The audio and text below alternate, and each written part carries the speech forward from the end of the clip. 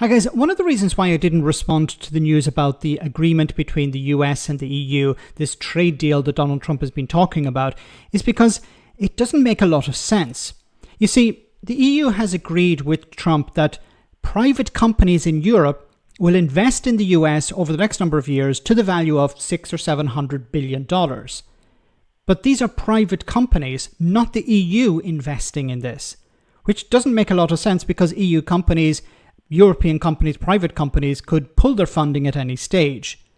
Now, this fact was presented to the Commerce Secretary, Howard Lutnick, and this is what he had to say. And the last part was the $600 billion. Is the EU guaranteeing there'll be an additional $600 billion in investments in the U.S.? What they did is they corralled all their businesses and said, look, if we're going to lower our tariffs, the president was saying, if we're going to lower our tariffs, how do I know your businesses are going to invest?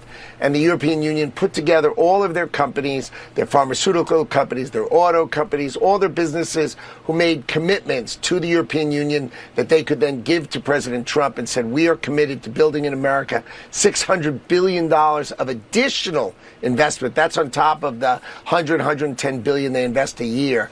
On top of that, and this is just during President Trump's term, so it's huge investment coming in. So it was really a 1, 2, 3. Donald Trump, this is the greatest deal for America. It's good for the European Union because we're in the right track. We're friends. We're going to grow our businesses together. But for America, finally, we've righted the wrong of trade, and Donald Trump has led the way. But if it's coming from private companies, obviously it can't be a part of a trade framework. But they're saying they're going to do it, right? Yes, these were commitments of, basically they're going to build the factories, like all the car companies committed they're going to build the factories. The pharmaceutical companies have gone out and said they're going to build these factories. So they had made these commitments, and the European Union basically handed those commitments over to the president to show him the deep commitment of European companies to invest in America. Yeah. Okay, so the problem here is this is not the European Union investing in the United States. This is private companies saying to the European Union, yeah, we'll build factories in America if you can get rid of these tariffs. So Donald Trump, it seems, has changed the tariff regime for the European Union. The European Union, I believe, has reduced tariffs to 0, which will help the United States, of course. But what's happening is these are private companies.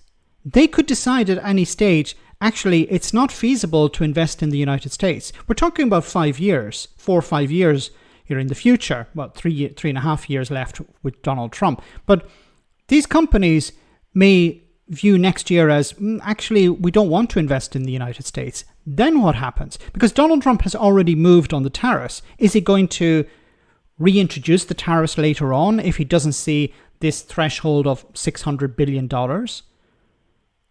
Once again, these are private companies who may decide, actually, it's not viable.